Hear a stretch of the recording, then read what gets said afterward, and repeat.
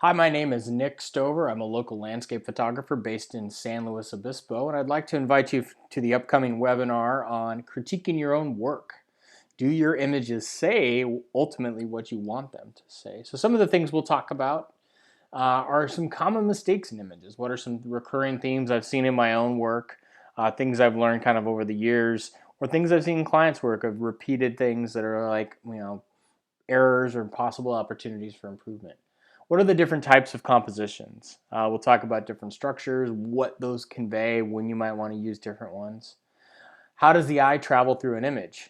So we'll look at different images. We'll talk a little bit about how the eye might be traveling, what could be the elements that could be keeping the eye within an image, or where is the eye looking to exit?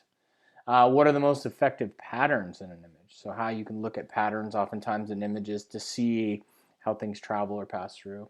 What does it take to create powerful images? Part of this will be talking about how can you separate a little bit from the emotion that you may have felt in that place from the compelling image that you're wanting to put out.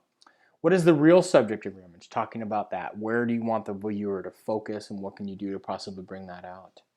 Are your images saying what you want them to say? Are people able to look at them and convey? Are you able to convey what you want? And if not, what changes can you make?